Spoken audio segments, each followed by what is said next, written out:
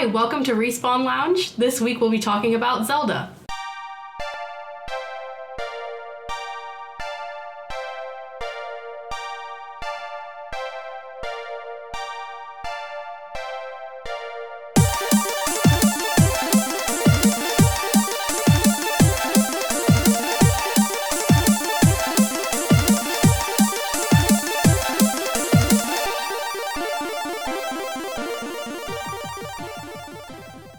Alright, so Zelda. Breath of the Wild's coming out soon. Last year was the 30th anniversary for the series, which is why... Well, hold on. We shouldn't date ourselves too terribly because people aren't going to necessarily listen to this, in relation to Breath of the Wild's release date. So, which is 2 weeks from now. As of the time of recording, it's in 2 weeks.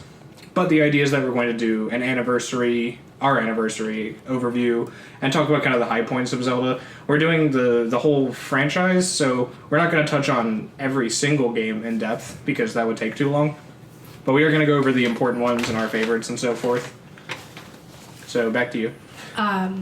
So, do you want to start at the very beginning of Zelda? Yeah, sure. So, at the very beginning, there were two games. There was Mario and Zelda, and when Shigeru Miyamoto was developing both of those games side by side, he would come up with ideas and either stick one in the Zelda category or one in the Mario category, which is how you ended up with, I guess, they were kind of innovative for their time, Mario especially. Yeah, I mean, they both basically invented genres. Mm-hmm. Zelda tried to be a little more RPG-ish, but ended up kind of just being an adventure game. Yeah, and we're going to get into the topic that seems to come up a lot, is that genres mean nothing at all. Because Zelda was developed, Miyamoto's idea was to develop an alternate take on RPGs, because, computer RPGs had existed in Japan from, the PC-88 computers and stuff like that, so things like Black Onyx already existed. So he just didn't like them, and he wanted to kind of capture that feel of, mystery and adventure and stuff, and created kind of... And this is why when people say, Zelda's not an RPG, I'm like, it was literally built to be an RPG, it's just a different take on it. Yeah, so. It's kind of just because RPG is one of the things that's a little more defined than some other genres when it comes to specific elements that are in there. I mean, Zelda's become a little more RPG-esque with weapons upgrades lately, but I just think it's gatekeeping when people say it's not an RPG, because it's it came out at a time when RPG wasn't even the term we used for those games. Mm-hmm. Mm-hmm. So notably, Zelda 1 actually came out on the Famicom disc system first. Mm-hmm. Wasn't not the Famicom. Wasn't that one of the first ones to have save? Mm-hmm. Yeah. Since oh god, if it didn't, that'd be terrible. Yeah, I imagine it would have as many save flags as Metroid did, because Metroid's passwords were stupid long. Mm-hmm. Zelda's would be that or longer, most likely. Absolutely. So that's something really cool. And Zelda 1 also doesn't have an overworld map that you can get in it. I don't think so. No. I mean, you start with the, you'll see where you are on a grid, but it's not very telling or helpful. Yeah. So one of the really cool things that you'll see a lot of people doing, or people unearthing from Zelda, is, hand-drawn maps. I saw one that took up essentially, I don't remember how big it was exactly, but it was, almost 10 feet wide, because this guy and his brother back in the 80s had sat down and on a piece of graph paper that was that long, got a roll of it or whatever, and hand marked every single pixel on the game to every tile to make their own map, since there isn't one in the game. And that's really cool, and that kind of adventure has been lost in games lately, I think. Mm-hmm. Maybe for the better, but maybe not. The issue, though, is that even in Zelda 1, drawing a map doesn't fix a lot of the issues that I have with that game. It doesn't really tell you where the bush you're supposed to set on fire is. Yeah. It doesn't help you with the fact that there's not really a clear indication of what wall you're supposed to bomb to get into Death Mountain. Yeah, it's one of those things where it's a win some, lose some, where they Zelda has so much content in it, Zelda 1 does, especially in comparison to a lot of other games that you'll see from that time. But because it has so much content, there's not necessarily a lot of the space dedicated within the game's cartridge to having special tiles that indicate this is what you have to set on fire, which is where some of that Nintendo hard stuff comes from. It's A lot of it's Yeah. from hardware difficulties. Yeah, which is, and we're getting a little bit off topic, but that's where I kind of draw issue with people complaining about games being like too easy now, when really all they're complaining about is quality of life changes that should have been made and would have been made in the first place if it weren't for hardware limitations. Like, it's not deliberate that Zelda 1 is so esoteric. It's definitely because there just wasn't a whole lot they could do about it. Well, I mean, Zelda's always a really good franchise to talk about, like hardware limitations and pushing the boundaries of games, because so many Zelda games are launch titles for new consoles, or are really big titles used to push consoles and push their graphic capabilities and everything. Because even though Twilight Princess was originally made for the GameCube, it was still like they pushed off development of it to make it a Wii game and to incorporate motion controls. And Breath of the Wild, even though it was really made for the Wii U, is being pushed for the Switch quite a bit. Like they backed up. I don't the know if development. that's so like artistically motivated as it is like they just didn't think they'd make any money on the Wii U. I mean, yes, but it's also they pushed back development so much to where they knew that it was going to go on the Switch, and so Yeah. they're really pushing a lot of the Switch's ability to like the render or the draw distance is much better on the Switch version. The sound quality is much better. The Switch has a better screen than the Wii U's like gamepad screen. So they're Way using they're using Zelda as a way to showcase kind of what the new console can do in comparison. And it's really good to draw comparisons against the Wii U since it's being released the exact same day for both consoles. But Zelda, I think, is one of Nintendo's biggest for that. Mario too, a little bit, but they make so many Mario games every cycle that it's a little bit harder. I kind of think they've stopped doing that with Mario almost on purpose.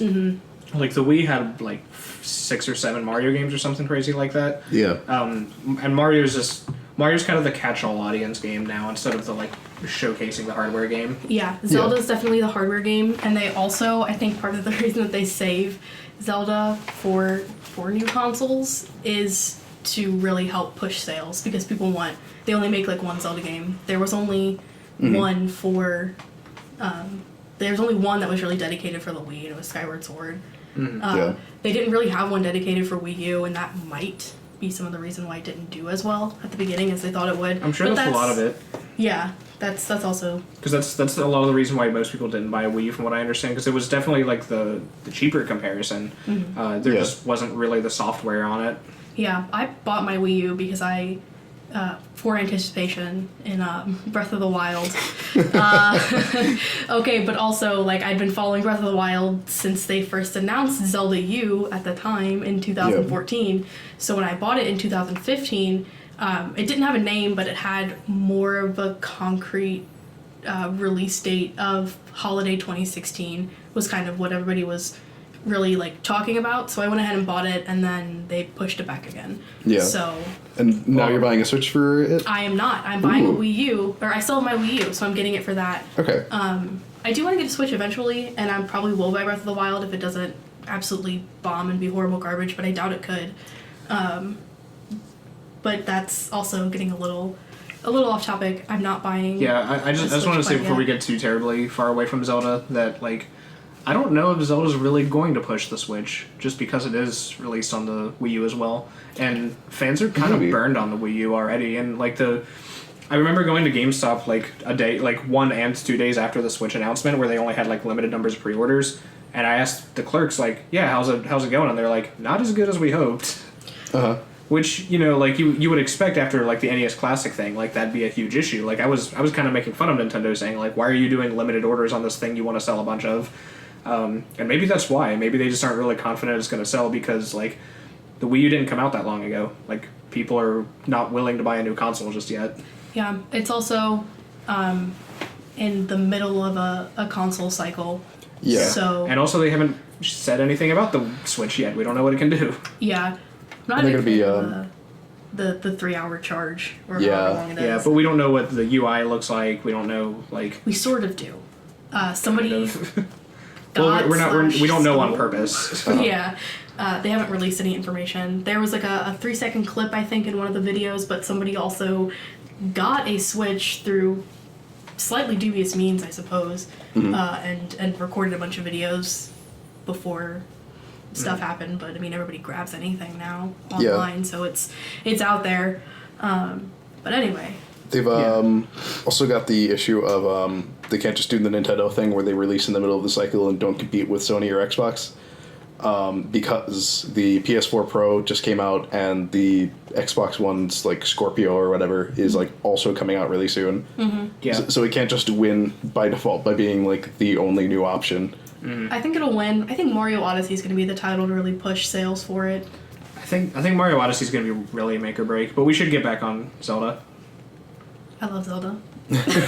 Speaking of things that we love, moving on to Zelda 2, Adventure of Link. Oh my god. Because honestly, like, there's plenty to say about Zelda 1, and a lot of it is historical, but it's, you know, that information's out there and easy to get a hold of. I think talking about the more obscure Zelda 2 is a little more fun.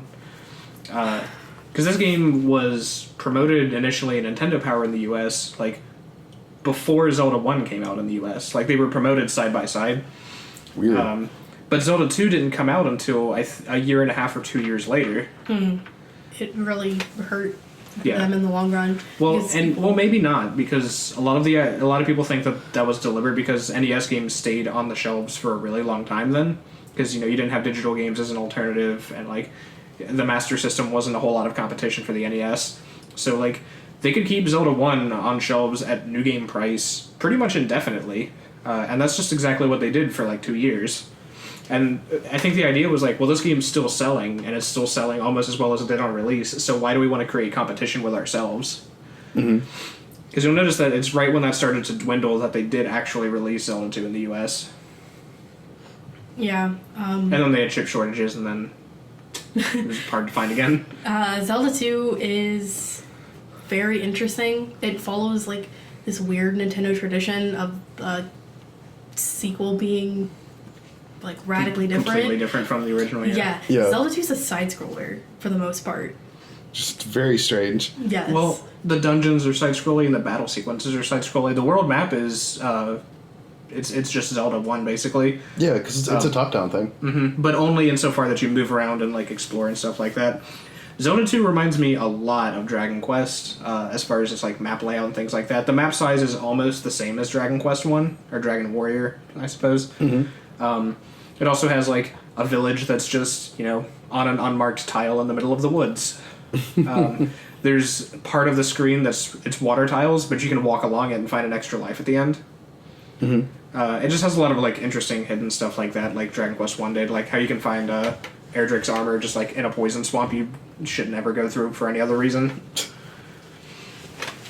Zelda 2's, I think it gets more hate than it deserves, because if we're going to be critical of it for, you know, people say, like, oh, it has translation problems or it controls badly, and I'm like, yeah, but you guys like Zelda 1, which is the exact same problems.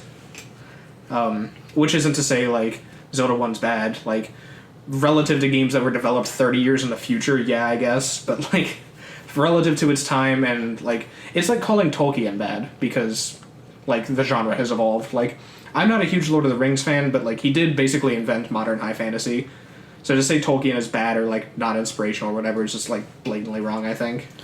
There's sort of off topic, but there's like I don't know, it's really interesting talking about that, because like sometimes old things just like aren't actually that good, but sometimes it's just that like their tropes have been adopted very, very widely. the Seinfeld effect. The Seinfeld effect. Yeah. Because Hitchcock has the same problem where, like, a lot of his movies, like, feel like... I mean, besides, like, the very, very noteworthy ones, like, feel, like, really formulaic because, like, everyone's adopted everything that he ever did. Yeah. Yeah, Psycho's a really big, like, on that topic. Psycho's, like, one of Hitchcock's movies where if you've watched any horror movie before you saw Psycho, you watch Psycho and you know exactly what's up. Yeah. Like, because everybody's taken these tropes that he's, like, solidified. Like, Psycho was groundbreaking when it came out. Yeah, well, that's exactly what I mean when I talk about Tolkien, because we've talked before about how I don't really like Lord of the Rings, but that's because my basis of comparison is the, like, 50-plus years of evolved media that was based on it. Yeah. So, like, yeah, no shit, I've seen stuff that's better. There's been a really long time between now and then. Yeah, because they're all just sort of riding on that train. Yeah, it's... Because, like, you can polish an old idea, which is what Zelda largely does to try to get back on topic. Like, a lot of people complain that Zelda's formulaic, and yeah, but a lot of that is building upon the same principles, and Zelda also doesn't come out that often, and for a series that people call formulaic, and even I call formulaic, you know, like, Wind Waker is very different from Ocarina of Time, and very different from Twilight Princess, thematically at least. Combat took a really long time to evolve in those games, which I think is one of the biggest problems with Zelda, is, like, fighting just wasn't really fun for, like, 10 years. Other than that, like, dungeon design does evolve pretty steadily throughout those games. Like, the designs in Wind Waker are way more thoughtful than they were in Majora's Mask and Ocarina of Time, especially the Tower of the Gods, where you actually, like, ride around on the boat for a little bit for some of the puzzles. Yeah. Twilight Princess had some pretty interesting dungeon designs, and they just looked way better. I'm told Skyward Sword had good dungeon designs, but I didn't get far enough in that game to really tell one way or the other. Oh, there's a YouTube series called Boss Keys that's really interesting for any of our listeners interested in the evolution of Zelda's dungeon design, because it actually, like, talks through all the different dungeons of Zelda, pointing out, like, the differences between them and, like, how dungeon design, like, sort of evolved through the games and through the years. Yeah, there's some, like, really cool design choices in the dungeons as the series goes on. As someone who, like, hasn't played a lot of the Zelda games, just, like, looking at these dungeons is really interesting. Yeah, and similar to Zelda 1, how people, well, it doesn't... Ocarina of Time feels like it's kind of open to criticism now when it wasn't in the past. Yeah. There's a lot of people, like, kind of openly hate Ocarina now, which for a little while was, like, validating to me because I've never really liked Ocarina that much, but I'm starting to think that it's really, like, unwarranted, because, like we were talking about with pushing hardware, Ocarina's entire purpose was to, like, invent the foray into adventure games in 3D. Like, yeah, now it's really simplistic that half of the puzzles in the Deku Tree are shoot slingshot at eyeball, but, you know, and for basically the first puzzle game in a 3D space, you know, that was a tough puzzle for someone who was, you know, in an entirely new dimension. Yeah, and it created Z-locking, or Z-targeting, which is, like, so important now in navigating 3D spaces in game worlds, because everything is horrible when it comes to aim and all that. Well, precision's a lot harder when you have, like, omnidirection versus just 4. Yeah. So, yeah, it might seem like cheating to, you know, be able to lock onto things in a 3D space, which is, like, an easy conclusion to jump to, but that's why most games that have such a function draw their difficulty elsewhere. Like, for example, Devil May Cry 3 is a somewhat difficult game, but it's not difficult because it, like, makes it difficult for you to hit the enemies. It's difficult because the enemies swarm you and hit you hard. Yeah. It's just a sort of a choice of, like, where you want that difficulty to be in. Because, like, I mean, can you imagine, like, a traditional first-person shooter with, like, every gun locks on to the enemy? Like, that would work. You mean like exactly what Call of Duty did? Yeah, I mean, like, And there were other games that did, like, snap lock on too. well, that's true of all console first-person shooters. Is that they all Which have is kind of necessary. Yeah, because you can't aim well with an analog stick. So snap targeting's sort of necessary with console first-person shooters. Like, I don't think there's anything wrong with. Sort of off topic. I don't think there's anything wrong with playing, like, console. We're doing really bad on staying on topic with Zelda, but I do think that kind of speaks to the series because, like, it did, you know, innovate and, like, create motivations for so many ideas. Like, it's not strange to say that, you know, first-person shooters are derived in some way from Zelda's design philosophies. Yeah. But we are very off topic, so let's get back to A Link to the Past now, which came out in 1992. Yeah. It's, so we were talking about how Zelda 2 was, like, very black sheepy. Miyamoto has said that he considers A Link to the Past to be the true sequel to Zelda 1, which means nothing, but it is designed from the same roots that Zelda 1 was. It's an overhead where you, like, fight by swinging your sword, like, in a 90-degree arc in front of you instead of stabbing it this time. You go into dungeons, find the item that beats the dungeon, beat the dungeon with that item, repeat, like, 13 times or so. This, I think, is one of the best SNES games, and it's also one of the Zelda games that I think holds up the best. it's just a very fun game, which seems like a cop out way to describe it. But that's something that I think a lot of future Zelda games kind of falter in. Like, I don't think Ocarina of Time is very fun to play now, and a lot of that is just because we know better now. We're not inventing the first 3D game anymore. I don't think Wind Waker's terribly fun anymore, because a lot of the thematic elements of that game, like the sailing and the combat, just feel really tedious and trite now. Twilight Princess, I think, is where they started to get that back, but A Link to the Past is very, everything happens very quickly. Your combat is usually resolved, like, even boss fights within, like, a minute or two. It doesn't really feel that way, but action's happening pretty consistently all the time. Traversing the map doesn't take very long. You can get from, like, the far left of the overworld map to the far right in a couple of minutes. And most of the items you get increase your, like, movement options. Like when you get the hook shot and you can clear crevices, or you get the Pegasus boots and you can dash. Things like that make the game just consistently... It begins very fun to traverse and just walk around and be in to fight enemies and pick up items. It also has a ton of items on the overworld, so like you never feel like you're wasting your time just by being out and about and not doing dungeons. But just the simple action of existing in the game world is fun, which is something that I think games kind of fail at now. Because I don't know if I would call it open world so much, because when you say that, you're typically talking about like GTA and things like that, like Red Dead Redemption. I think it would classify. Like there's pretty much a series of dungeons that you have to go through, like in a pretty specific order. There's like there's some variety. I think you can do some. You can of the clear most of the order. Dark World dungeons in any order. Yeah, but like for the most part, you're just like free to just like roam around and do what you want. Mm-hmm. Yeah, and I was reading a review on US Gamer, which I'm going to plug because they're my favorites. That's not just because I want to write for them one day. But somebody reviewed the upcoming game Horizon Zero Dawn, which is an open world game where you fight Zoids with a bow. And they said that it hasn't this issue that a lot of open world games do, where, yeah, you can go do a lot of side quests, and yeah, you can explore the world, but it feels really tedious because your character motivations aren't really there for it, and the player motivations aren't there for it. Like, yeah, you can go search for someone's lost cat, but that doesn't make any sense for your character to want to do. But it is, it is a thing that's there if you feel like it.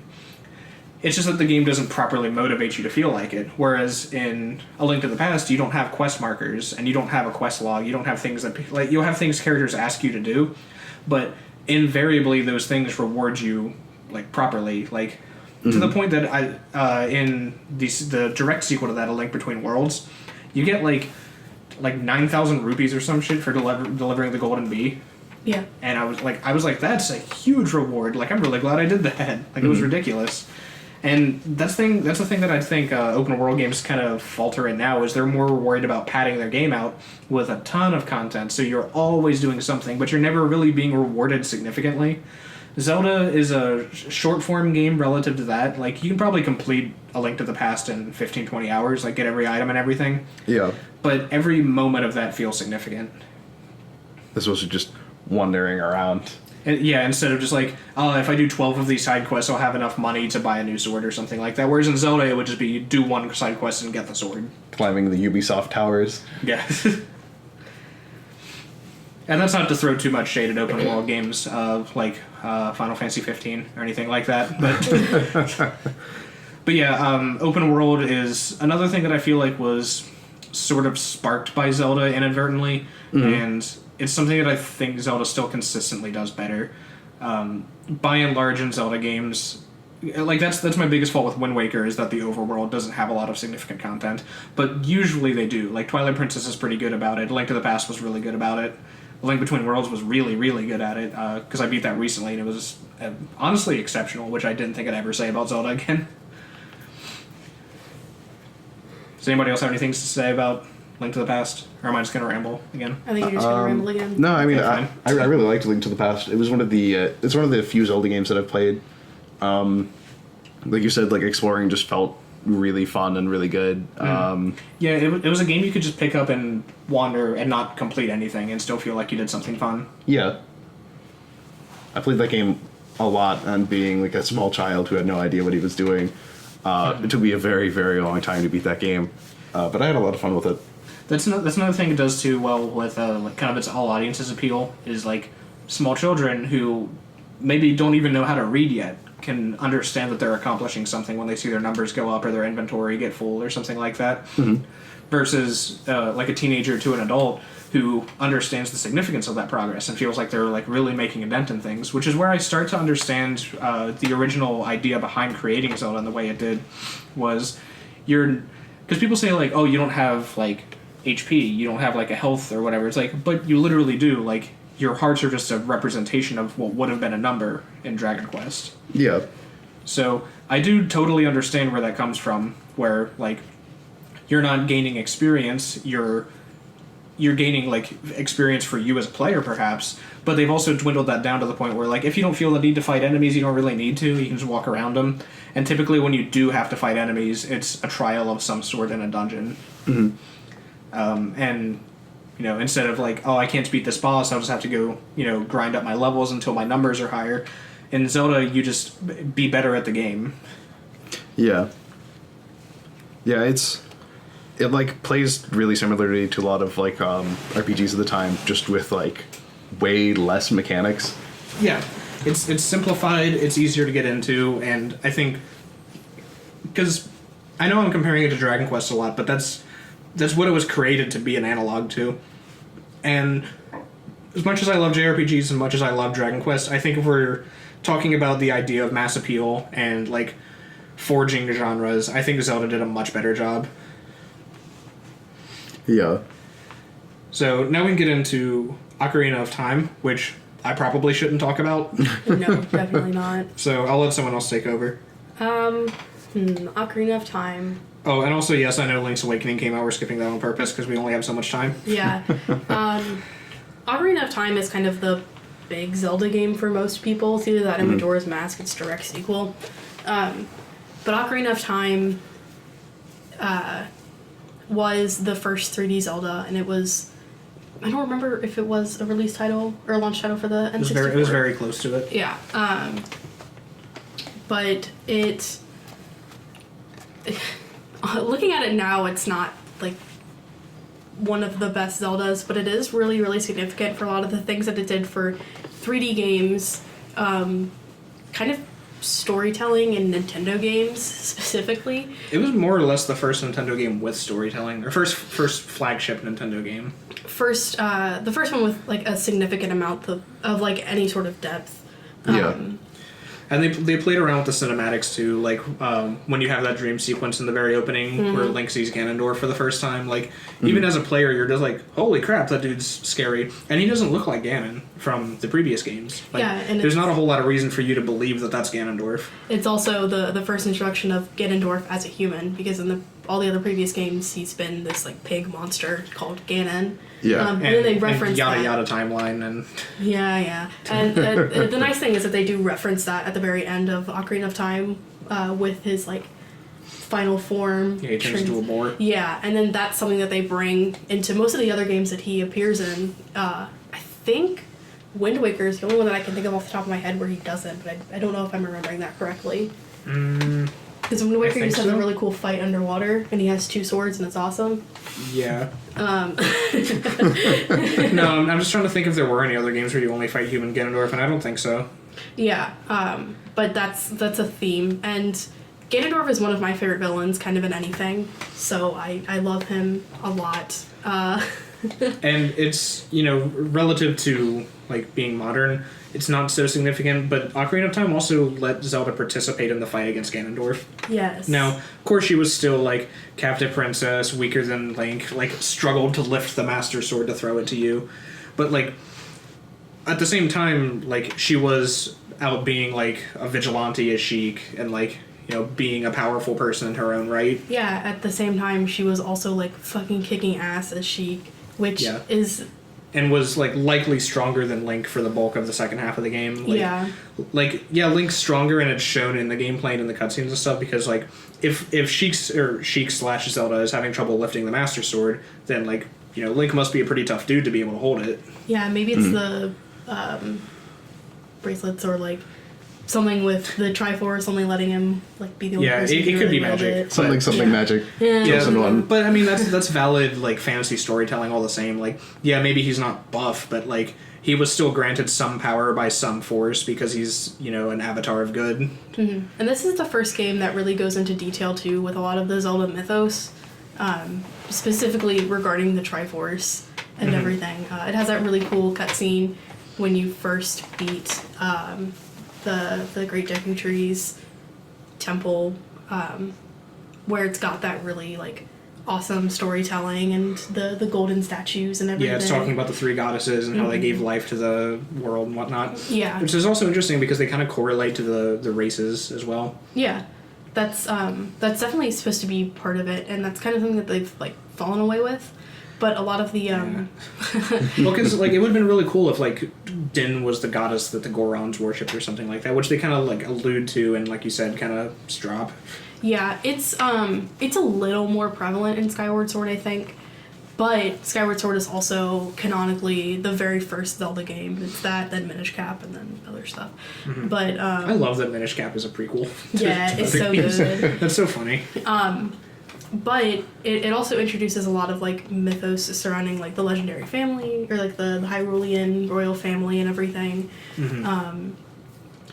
Like the power of Zelda's song is like significant throughout the whole world. Yeah, It's recognized by the royals of other races. yeah, the Ocarina of Time is like a a really important like Hyrulean like royal family like heirloom, and Zelda's Lullaby gained significance, and so does like the Triforce of Wisdom being tied to the royal family, and all that sort of stuff that you then continue to see in every other Zelda game afterward. Another thing it does, it doesn't introduce the sages. Link to the Past did that, but it really, because the sages in Link to the Past had names, but you had no real reason to like care about them or remember them. The sages in Ocarina of Time are mostly characters that you meet in the past, Yeah, like Saria and Ruto. yeah, they are all characters that you run across except for Raru, who is kind of your introduction, but you don't ever have to go and like awaken his sage power. He just lives in that. Yeah, he's big sage man. Yeah, he lives in the alternate temple, but you do technically meet him because he is the annoying owl. But I remember when I first played through Ocarina of Time, since Ocarina of Time is like one of the first games that I really, really remember. It's probably one of the first games that I ever beat that had any amount of significance beyond like just some shit on like webkins or whatever. The games I beat were in order: The Last Stand, Ocarina of Time. Yeah. But I just remember being absolutely blown away that Saria, who was like my childhood best friend, ended up being this important character for a separate reason. And it's also really awesome that most of the sages are women. Yeah, Saria, Ruto, the Spirit Temple one, I can't remember her name. Impa. Yeah, Impa. No, she was Shadow Temple, wasn't she? Yes. Spirit Temple was a Garuda woman, I think. Oh, Noboru. Yeah. And Yeah, then, so 5 of the 7 were women, I think. And then Zelda, who's the ultimate. Yeah, sage. Yeah, the sage. As the holder of the Triforce Yeah, of Wisdom. because the only men were Darunia and Raru, weren't they? I believe so. Yeah. That sounds right. Which is interesting because, like, again, like, Zelda's not terribly progressive, but it does put women in powerful roles, and it's consistently done that since A Link to the Past, which I think is really cool. Also, Ocarina of Time, like, yes, it has a very simple story, it's more in depth than that. Like characters being significant in both the past and the future and things like that is, you know, pretty interesting for that time. But it's also a very like one-to-one analog of the hero's journey, which is, I'm a big fan of what do you call it? Like derivative storytelling. Like when something is like alluding to a different story, but it's like almost one-to-one for it. Like, for example, my favorite movie, Dan, is fuck, I can't remember the name of it. The one with Man. It's my favorite movie, but I don't know. It's not really my favorite movie. The one that I told you about, The starts one with with an Batman? I. Yeah, it has Christian Bale, and it's Fahrenheit 451 with gun kata. Oh, Equilibrium. Yeah, Equilibrium is awesome, because it's just Fahrenheit 451 with guns. It's literally just Fahrenheit 451 with guns. Yeah, but I love it because, like, the story doesn't take itself seriously at all. It's just like, No. yeah, you know what the source material is. We just made it cooler. Or Romeo plus Juliet, where they're in Verona Beach, is one of my favorite movies because it's just Romeo and Juliet with guns and gay people, and it's awesome. But yeah, like, I like that Zelda is just the hero's journey, or specifically Ocarina is just the hero's journey, because you have, like, Male from a village who's an outcast who meets a thing, who gets a power, who meets a sage, who makes him strong, so he goes to the future and beats the big bad, who he met when he was a child and was, you know, insurmountable and so forth. Like, it's almost a checklist of, like, the tarot cards, like the 22 major arcana that they use to base the hero's journey on. Uh-huh. Or maybe vice versa. But, yeah, it's like, if you, I don't know if our listeners or even you guys know much about tarot readings, but, like, if you just lay them out in their order, it's the story of Ocarina of Time. It's very blatantly derivative, and I think that's really interesting. Like, the tower is literally a tower in Ocarina. Literally climb the tower tarot card. Okay. Good. So, I'm surprised I said so little negative things about that game. Yeah. Okay, like in our personal lives, like I'm very mean to Ocarina of Time.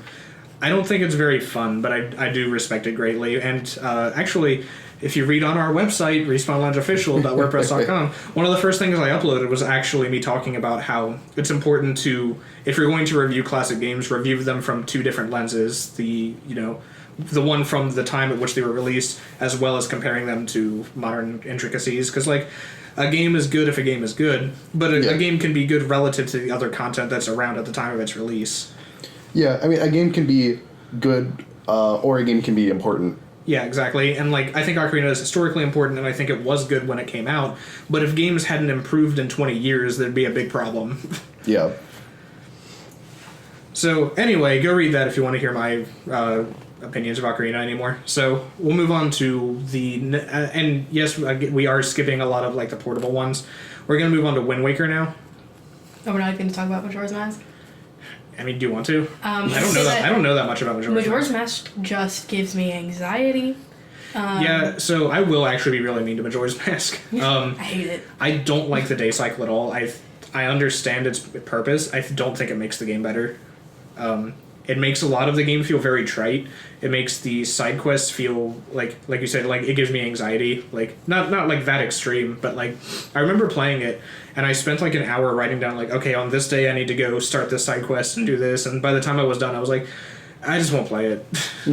Yeah. It was just more stressful than it was really worth, which, again, yes, I know that's thematically the point, and blah blah, it's, story, it's deeper and more important, darker, and everything you do doesn't have a purpose, but that also translates to me as a player feeling like playing the game isn't significant. It's one of those things where I understand kind of what they're getting at with, like, in particular, when the cycle starts over, it completely starts over, except, like, for, say, like, a few very minute details. But as someone who really struggles with, like, anxiety a lot, it doesn't help, because then I have to, like, purposely sit down and track by, like, minute per minute of what Link has to do in order to maximize my efficiency. Yeah, and even for, like, a casual player, like, if you're halfway through day 2 and you want to start a side quest because you already finished what you're doing or whatever, like, you just start the cycle over. Like, don't even waste your time beginning it then. You have to go and bank your rupees at the end of every cycle, which is, like, easy to overlook, and also, like, the idea is, like, oh, your rupees stay in the bank even though the cycle resets, but that doesn't make any more sense than them just staying in your pocket. Yeah. Yeah. So that doesn't even make sense in the context of the story. And then you always have to go out and replenish your bombs and your arrows for the same reason, that they fall out of your pocket when you travel back through time or whatever the fuck. Which doesn't make any sense because you keep your key items and shit. So, like, why does the bank not change but Link's inventory does? Yeah. And it's one of those things where there could be very tiny quality of life fixes in the game. I think one of the big ones is once you complete a side quest, it stays completed regardless of of cycles, which would really help to show progression throughout the game, because it's very, very easy to feel in Majora's Mask that you haven't done anything. You've been playing this game for 30 hours, but nothing has changed. Yeah, which, blah theme. But that's what I was saying was so important about A Link to the Past was everything you did felt significant. Nothing in Majora's Mask feels that significant to me. Yeah, it's which I understand it has its community, and I understand that people like it, and you're free to like it. That's perfectly fine. That's just why I don't like it.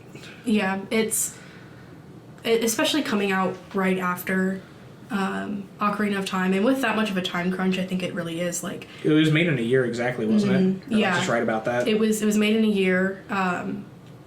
It came out the next year, and that's why so many of the textures and models are recycled.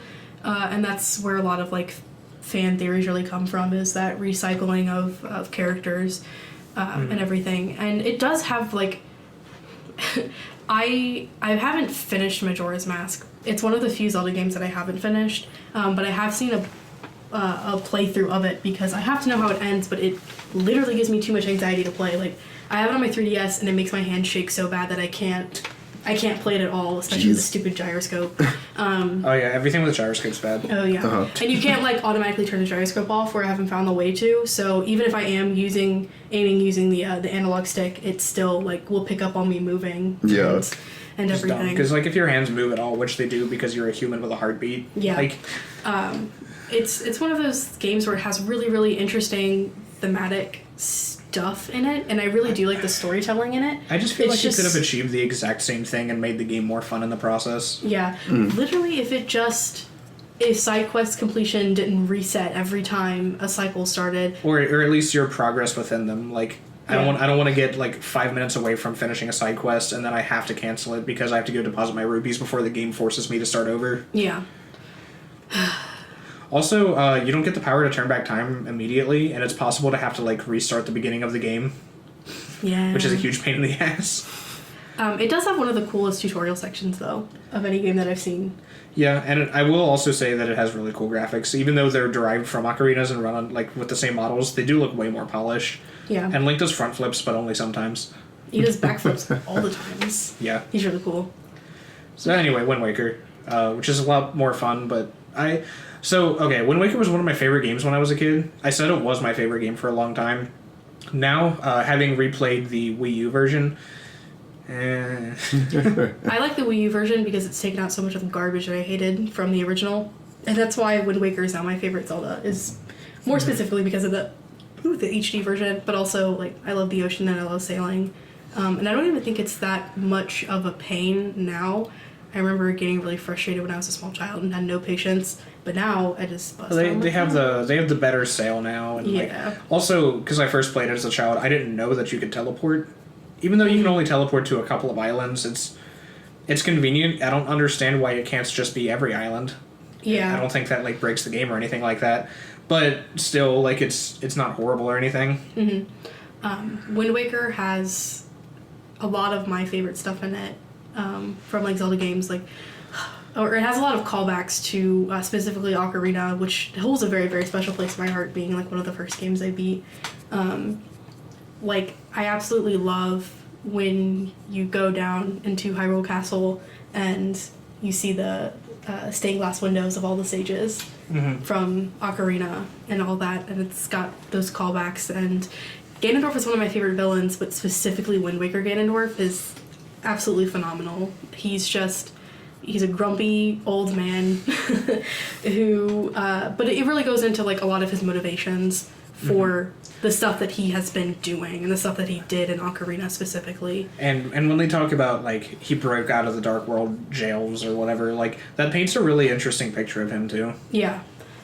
It's been hundreds and hundreds of years since Ocarina, and that's why the world is flooded and everything. But it took him that much time to get all of his power back, and he, broke free and is going after Link. And, I coveted that wind, I suppose, is the line from Wind Waker that everybody always loves because it's such a good line. It explains in very short words kind of Ganondorf's whole motivation. Like, his people were cast into the desert and weren't, because they didn't worship the three goddesses.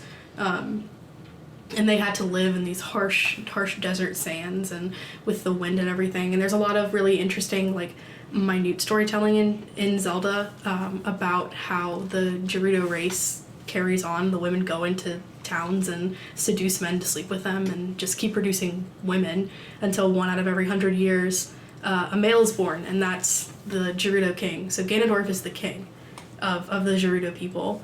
So he is doing what he thinks is best. His means aren't the best, like getting the Triforce of Power along the way and you know, like all the other stuff that comes along with it. But that one line really kind of like hits home and makes you think that, like, at the time he thought he was doing what was best for his people. He's a very, like, fallen from grace villain too, which is interesting. And also, like, because you see him in Ocarina of Time, like, evil face, like, crouching before the king, like, presumably having some kind of peacekeeping talk with him or something, which is interesting because that presupposes that, like, the king was in some way, like, you know, racist towards the Gerudo. So, or at least that there was some racial tension there because that they had to send an envoy to, you know, like an ambassador to talk about that kind of thing. Yeah. Which paints the Hyrule Kingdom in a kind of negative light, despite it being, like, supposed to be the Kingdom of Light or whatever. Yeah, it's very, like, there's so much Zelda lore, and a lot of the stuff with the Gerudo also is brought up a little more in Twilight Princess specifically. But it's got so much, like, tiny little stuff like that. Like, they didn't just send an ambassador because they could have just sent Namoru, but they sent their king to go talk to the king of another country. Yeah, like there was a very blatant effort to, like, you know, like, because we don't really know what happened in that meeting, but, like, Ganondorf was being respectful and crouching before a king. And a separate king, like a king was crouching to another king. Yeah. Which, assuming that this is analogous to real life, that's really interesting. Yeah. There's so much interesting stuff, and in Ocarina of Time, he's just shown as a bad guy. Like, he's just evil, and you don't really know why. And you don't even really know that he's the king. That's something you kind of figure out on your own later on. But because at the very first, the opening cutscene of Ocarina of Time is Ganondorf on a horse laughing, and it's dark, and you know he's bad. On a black horse in the rain, running away from the castle drawbridge, carrying a small child. Yeah.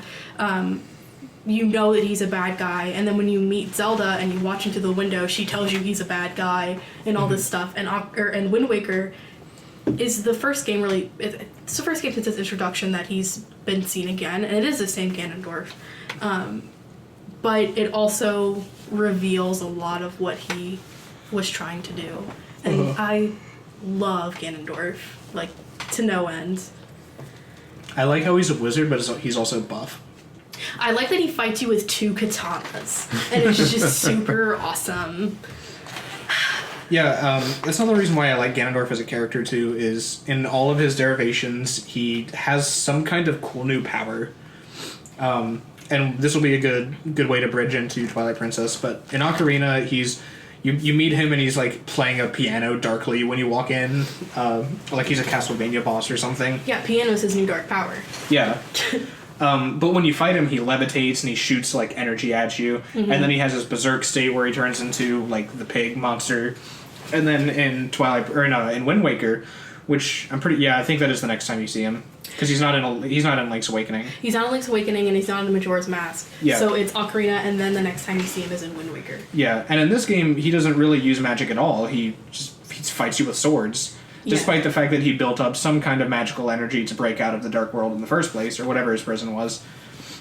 So, like, I like that he's not just, like, you know, the berserk villain who's, you know, almighty powerful. Like, the Triforce of Power doesn't mean physical strength specifically. Like, he's a big, strong dude with magic, and also he's smart, and also he's kind of cool. Like, in Twilight Princess, because you don't meet Ganondorf for a really long time, you see, like, the cloud of his head or whatever controlling Zant. Yeah. But when you first meet him, you're walking up to the Hyrule Castle, like, throne room, lightning strikes, and it's the first time you see him, like, smiling with his hand on his fist, just like, what's up? And it's really menacing, because, like, it does, this is going to be a really weird analog, but one of the reasons I like JoJo's Bizarre Adventure so much... See, I told you I'd talk about it eventually. So, in part 3, and, I don't know, this manga's 30 years old, get over it if I spoil it, to be honest, but, when they encounter Dio at the end of part 3, he's he's a tough dude because he was also the villain in part 1, but they encounter him and they're like, okay, so we've thought about his power, we know our game plan when we go to fight him, we know what we're gonna do, and then he just murders 2 of them and then like almost kills the rest, and because you're talking about how powerful he is and you're like, oh, he's gonna be pretty tough, but they've got it under control and they really lead you into that false sense of security. That's how Ganondorf feels as well. Because you walk up to the castle gates and Link's like, alright, I got all my cool stuff, I got my friends behind me, I've got every power that Hyrule's got to give me, I should be able to handle this. And then, like, Ganondorf just looks like he's gonna beat your ass anyway. Like, it really sets you up for a feeling of like, oh man, there's nothing I could have done, is there? Mm-hmm. Now, granted, it's not, like, actually that hard of a boss fight. Or that hard of 4 boss fights. But they're really, really cool. Yeah.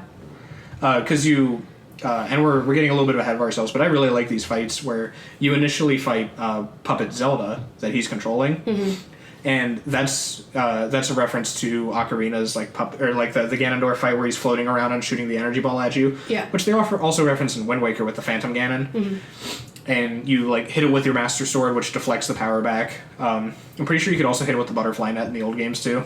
It was in the 2Ds, it was the Butterfly Net, but you can hit it with a bottle, I think, in Ocarina. Yeah. just catch it. Yeah. And then the next fight is against his pig form. And then you battle him on horseback with Zelda, like where you just have to get up behind him and he's summoning like the past Gerudo kings to like send phantoms after you and stuff on horseback. So you've got all of Hyrule Field to duel with him, and you have to like line it up so Zelda can hit him with a light arrow. And then the last fight, he's like surrounds you in like an energy field, just like he did in Ocarina, and then you just fight him in a sword showdown. Yeah. Or you can do what I distract did, him. and you throw a fishing rod next to him, and he stops and looks at it for a second, and then goes back to walking at you. But I think that's I talk up Twilight Princess a lot as probably my favorite Zelda game. It's either that or A Link to the Past, but Twilight Princess has like, it was a cool game when cool things were all I cared about when I was like 15 or 16 or whatever. Like, I care way more about like how awesome Ganondorf was than if that game was actually any good. Which I do think it was good. But it was just, and this I bring this up because I think that's why people like Ocarina so much, is because it was the type of game they were looking for at the age that they were looking for it. It just scratched that itch exactly the right way.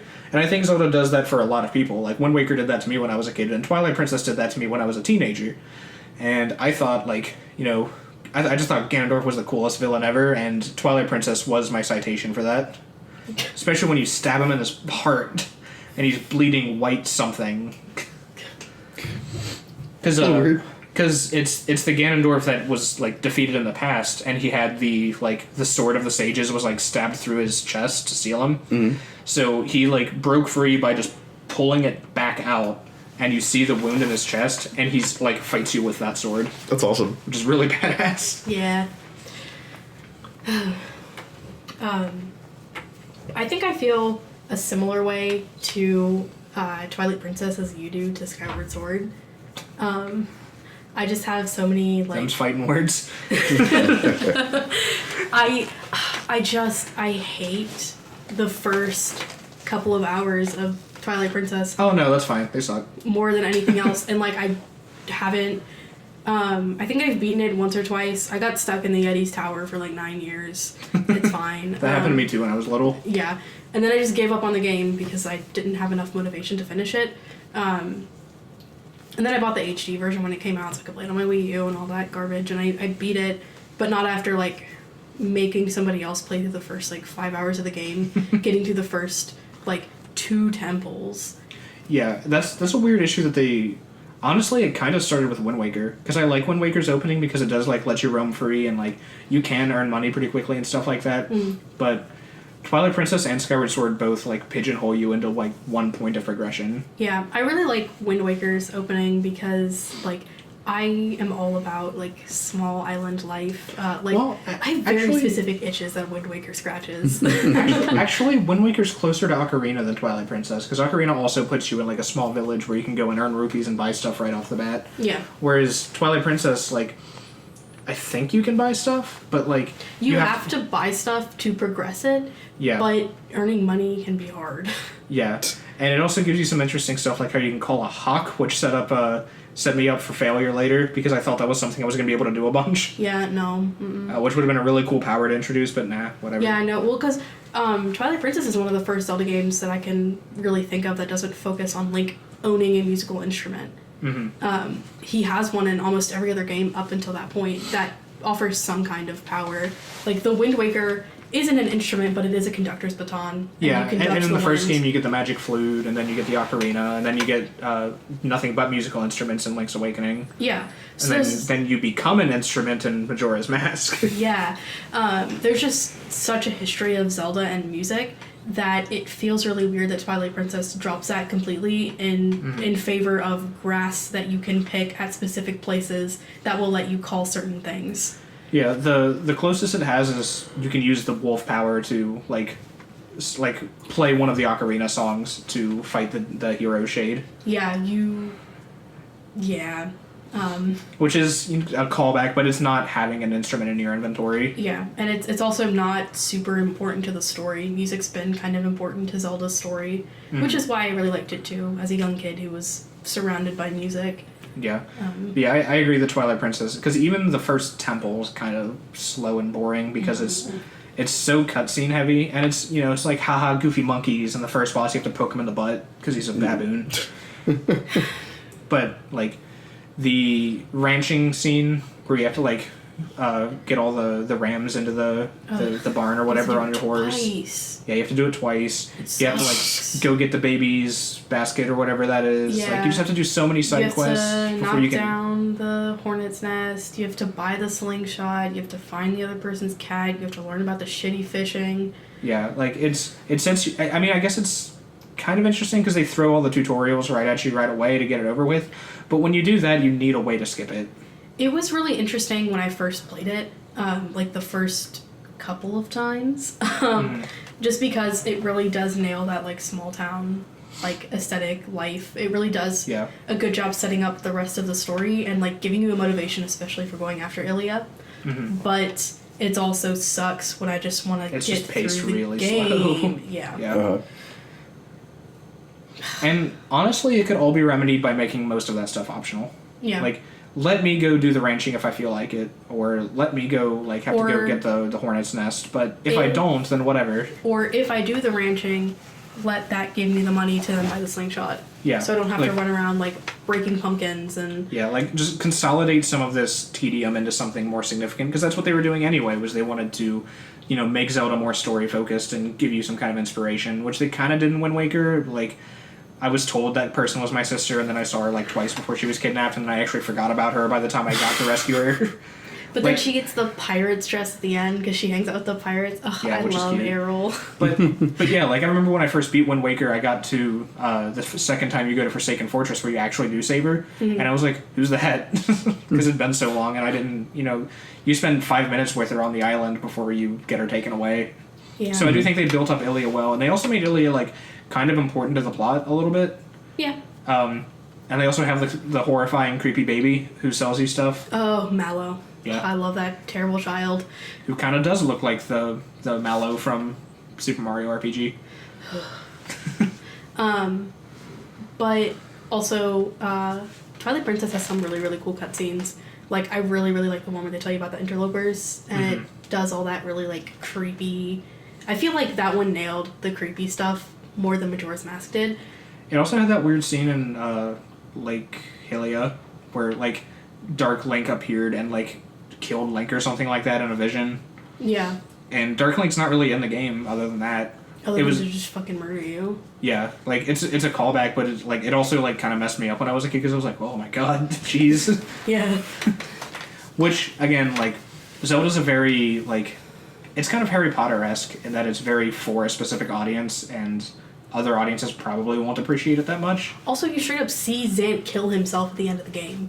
Yeah. He Jeez. snaps his own neck, yeah. Oh god. It's not, like, super horrible. It's not gruesome. He, like, just twists his head sideways, you hear a crack. Yeah. Twists his own head? Yeah. Yeah, like, he doesn't take his hands. He just, like, stands upright and just goes, like, and just, like, twists his head sideways. That's That doesn't make any sense. Nope. It's even worse because Zant kind of looks creepy as hell without his helmet on anyway, because he just has these big unblinking eyes that are like he dark looks red.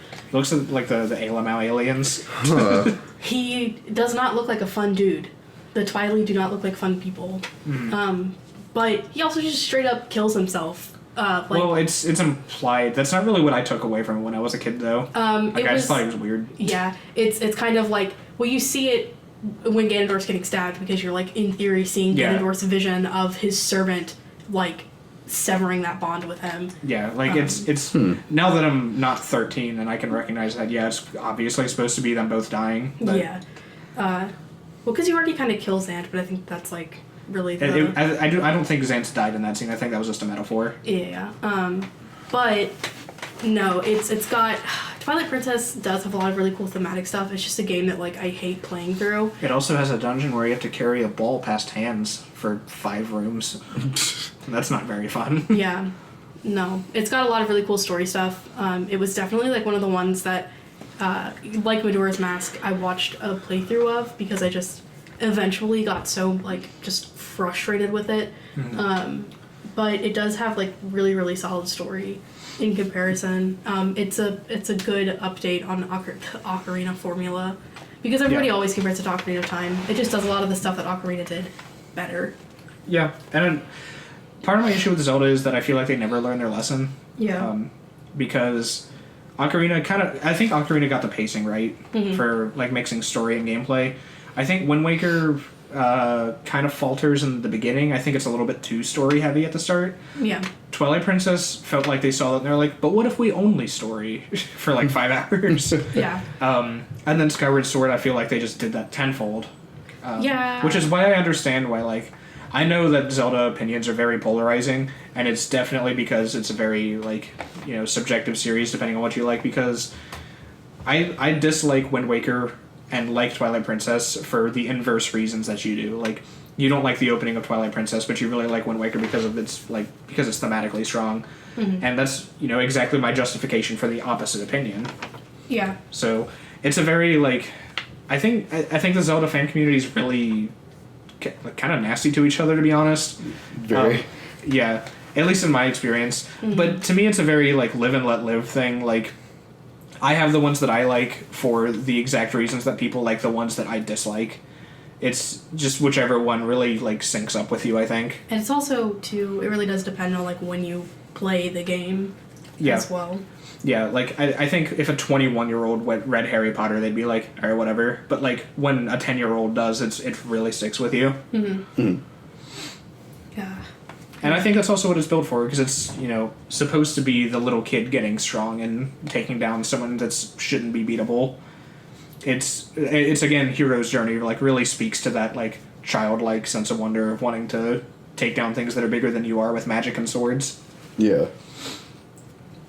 So, I'm probably not the person to talk about Skyward Sword.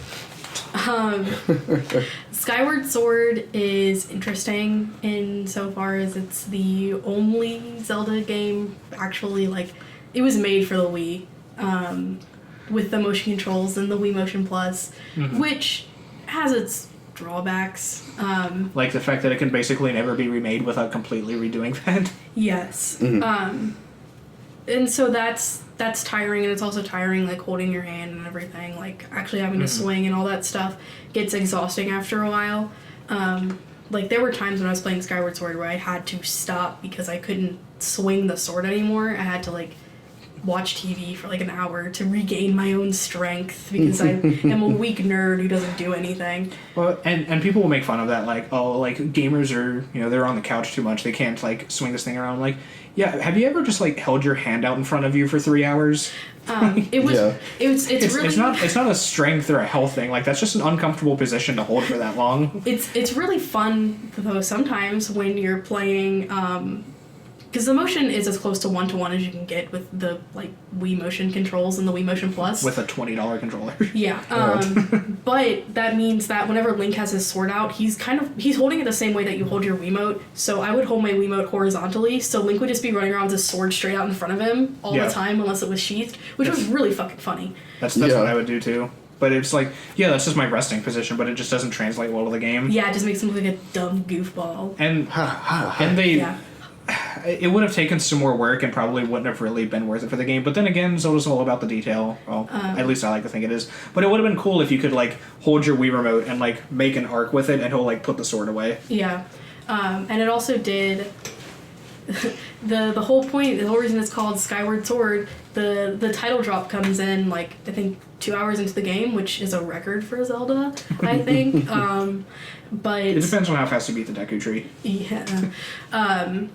But Fee tells you to hold your sword skyward, and then the Wii motion doesn't really pick up when you're actually holding it directly up. So it's kind of annoying, especially because the skyward attack is really, really crucial in some of the boss fights. Yeah. So you're just like strafing around the boss, like Link's like wiggling his sword in the air, but you're holding it perfectly still. So you're like circle strafing around the boss, trying to get him to like click into the right position to charge the skyward attack. Yeah, because he has to snap into it, but it's not like the game doesn't know that you're holding it straight up. It knows that you're holding it somewhere around there, but there's only one flag that'll tell it to like take that pose. Yeah, so you're like circle strafing around Girahim, trying like just hoping to God he doesn't like do something that'll break your need for you to hold this straight up. So, yeah, and I know probably just about as well as Casey does. Like, your big argument with Skyward Sword is the opening. That's one of them. Well, I mean, like, that's the one that you talk about a lot. That's the one that we talked about a lot the other day. Yeah, and I've also played through the opening of Skyward Sword numerous times. I got it for Christmas of 2011, a month after it came out, and the same day I put it in, our Wii had a disk read error and broke itself. The lens was getting caught in a really funky way, which was understandable because we'd had our Wii for years at that point, and my brother had kind of run it into the ground with constantly leaving it on, which is why both my Wii U and my PS4 have a 1 hour timer. Which is interesting because the Wii was actually made to be left on, but whatever. That's why it's $60. Yeah, I mean, it had the lowest fail rate of like the PS3 and the Xbox. As like launch models, yeah. Yeah.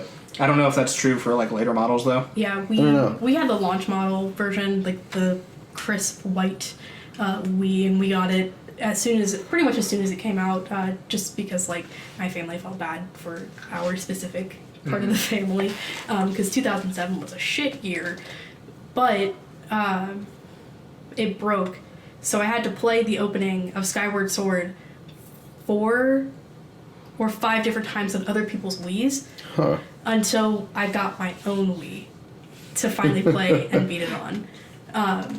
So I know that those, opening 8 million hours suck more than anything else. Like, I never want to fucking see Bruce and his dumb friends jump off the pier in the plaza ever again. Well, okay, so like it's not that my issues are with the opening specifically, because the opening is bad, but it's only about as bad as Twilight Princess. My issue is that almost everything in the game is not fun. Controlling the bird's not fun. Jeez. And I'm not exaggerating. Like, controlling the bird's not fun at all, but that's like crucial to the game. Controlling the sword's not fun. Almost every action, because like even fighting the regular spiders in the first dungeon, I didn't know how to kill them for a long time because it wasn't registering when I swung the sword the right way. Because you're supposed to like turn them around and then hit them. Yeah. But like it just wasn't picking up on me doing that, so I was like, well, I guess that's not it then, and then I got stuck for a while. So, fun fact about the bird specifically, I didn't know how to make my bird go up for a very long time. So, the first big thing you have to do with the bird is like you do a little race. You have to chase another bird that has a golden statue tied to it. And so it was just me stuck at the very bottom level, like at the clouds. Like I couldn't figure out how to make my bird go back up, like gain any like upward movement. So I was just stuck at the bottom crying. Yeah.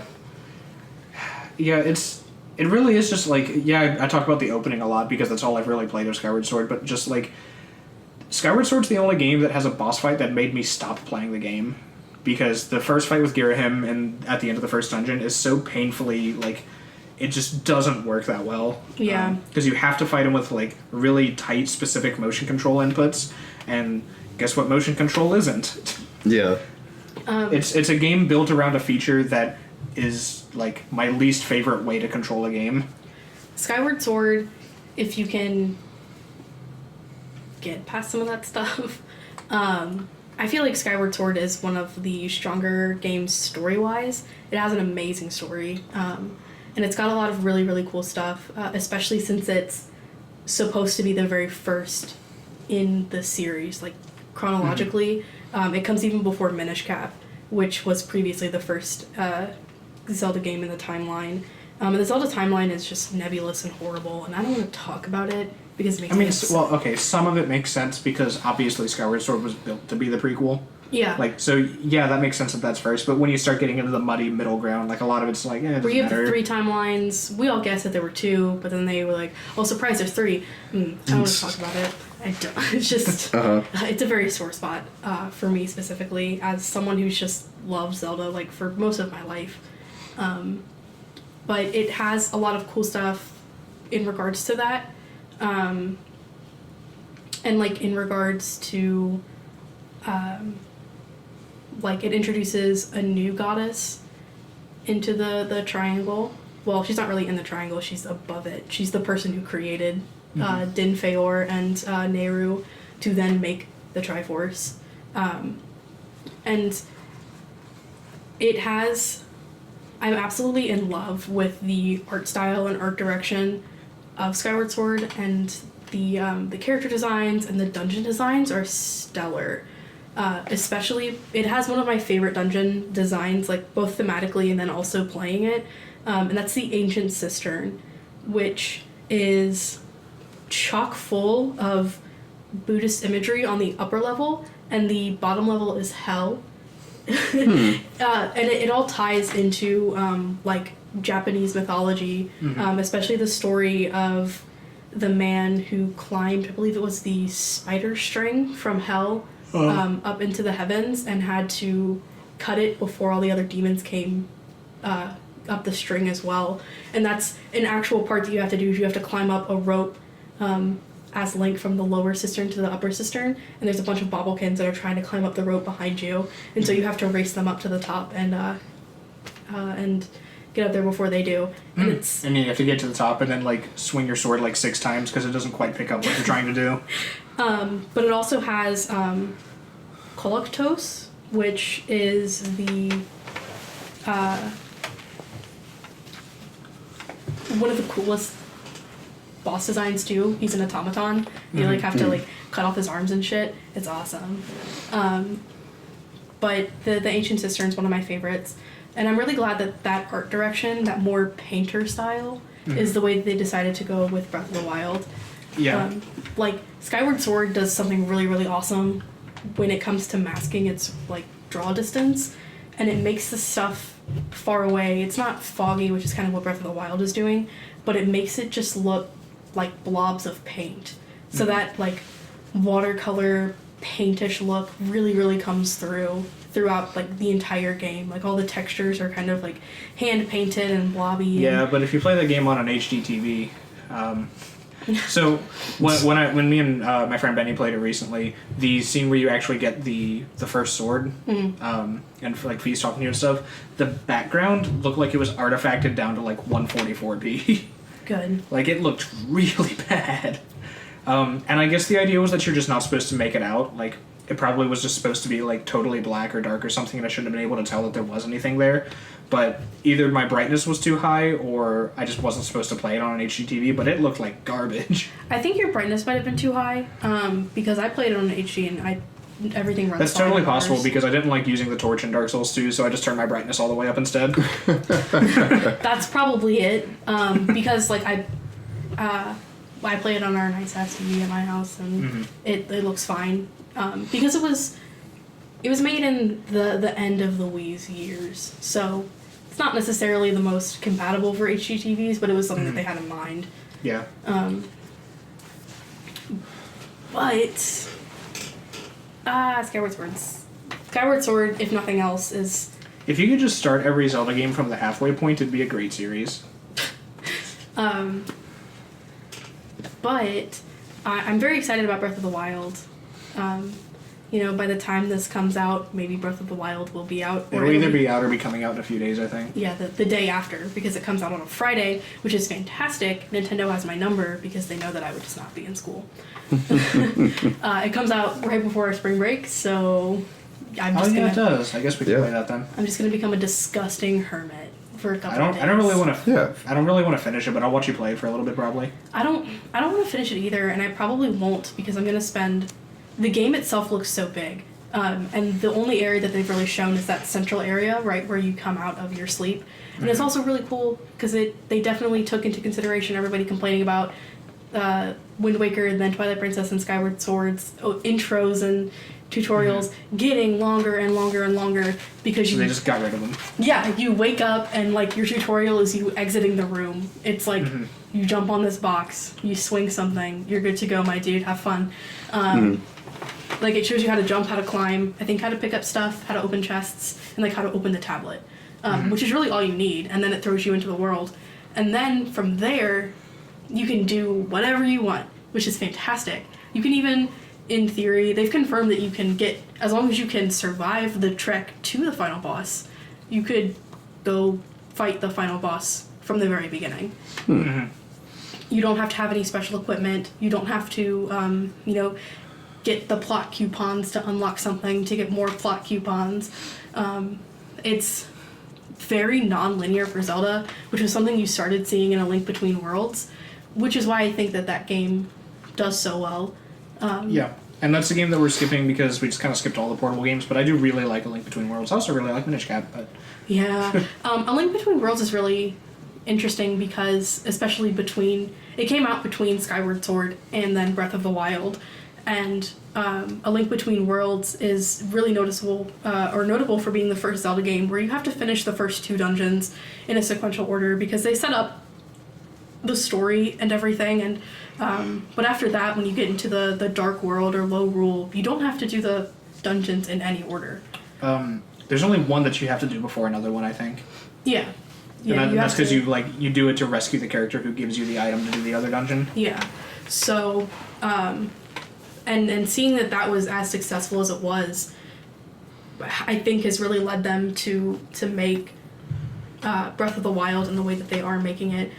And the game looks huge. Like, the map, like, just seeing them play through that first area that they've been showing in demos and all their trailers and all that stuff, it looks big. It's about, like, the size of Hyrule Field, almost, from Twilight Princess. But that's, like, I think a 1/12 of the map. The game itself is monstrously huge. See, and I'm trying to be optimistic about it, but that doesn't sound specifically like a good thing to me.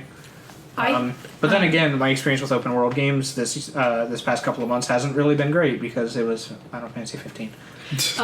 But I also think that Zelda, just in general, does a lot better with having meaningful side quests. Yeah, and that's like I was talking about before, where it doesn't have quest markers and stuff like that. Like, I hope that this is just 3D A Link to the Past with a bunch of stuff. And also, there's over 100 temples. Some of them will give you really good stuff, but some of them I think just have like heart pieces and typical Zelda things.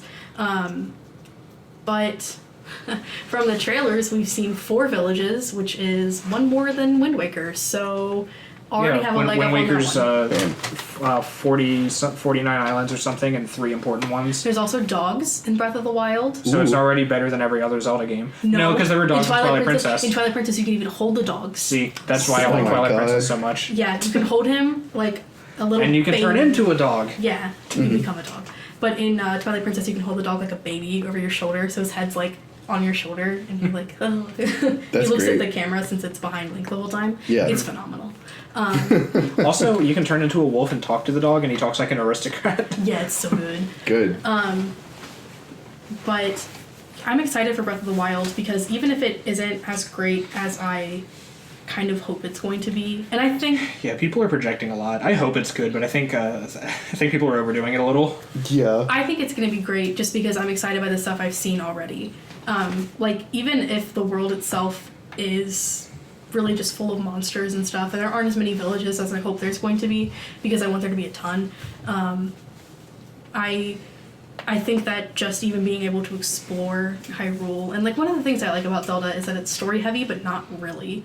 So there's been a lot of places where I've been able to fill in the gaps with my own kind of stuff, because that's what I do as somebody who grew up like reading a lot of books and writing is filling in those gaps that were left on my own. So even if Twilight Princess, even if Breath of the Wild isn't what I literally want, which is just Skyrim but Zelda with a billion books, I hope there's more than one visual environment.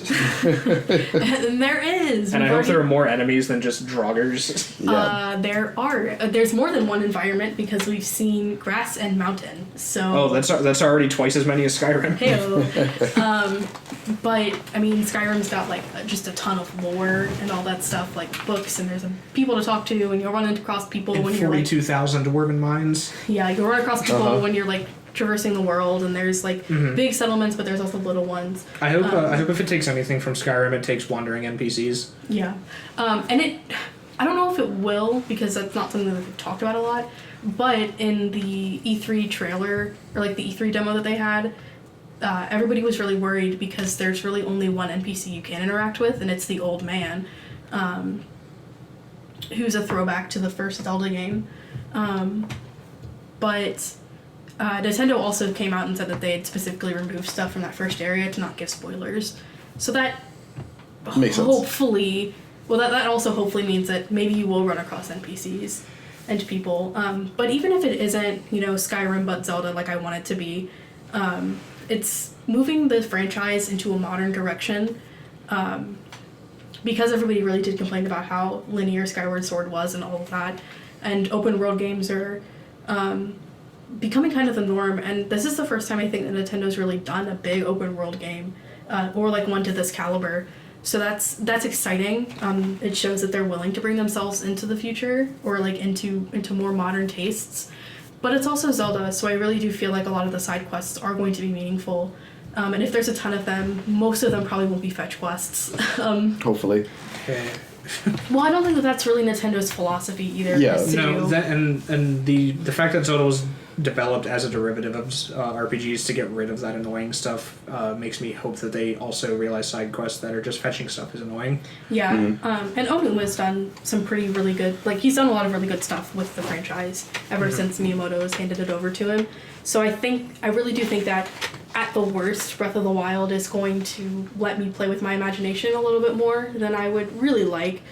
I hope since they have enemy weapon drops, I can get the Naganatas from Wind Waker that the giant monsters have. Yeah. Those are really cool. So yeah, my hope is that it will be a little more story heavy, and that there's going to be more people you can interact with and all that sort of stuff. But at the worst, it's going to leave little clues everywhere for you to kind of piece together. I hope you can get a black outfit and a katana. Probably at least a katana. Maybe a black outfit. They're probably not meant to go together though. So it's gonna be like a black dress or some shit and like a katana that's purple or some nonsense. But I'm really excited to see both, where it falls in the timeline and. I think it'd be cool if they don't announce, but it just turns out that it's a reimagining of Zelda 1. Because that's definitely how it opens. Yeah. I'm really excited for voice acting too. Zelda sounds phenomenal. I love her already. She has 4 eyebrows. She's so cute. 4 eyebrows? Yeah, she has little bug eyebrows underneath her normal eyebrows. Huh. It's really weird. Zelda's great, and one of the best quotes or whatever is from Onuma himself, where he just says Zelda's cute. Nice. He just like says Zelda's cute and then he starts blushing. It's really cute. It's really good. But Breath of the Wild, I think, is at least going to be a move in the right direction for Nintendo and for Zelda as a whole. It's getting away from that formula. Yeah.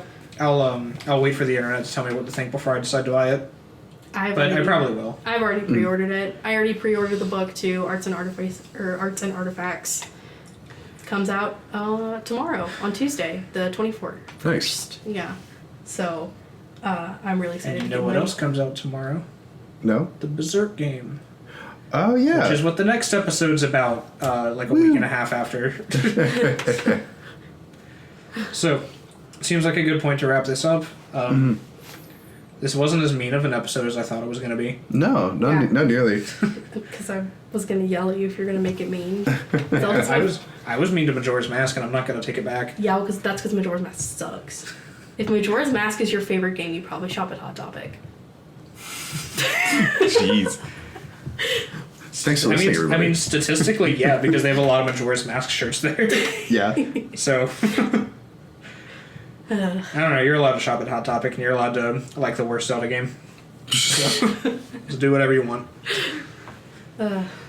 Okay. Well, I guess that's it for this one. Thanks for listening. Yep. Make sure you email us at respawnloungeofficial at gmail.com. Go to our website, which I already said earlier. Go to our Twitter, which is at Respawn Lounge Official, I think, or _ lounge. I don't remember. It's respawn_lounge. Okay, cool. Check out Tafka's music. Yeah, Tafka, who was Atrium, but now is Tafka, with also 2 underscores, I think, at the end. I don't remember.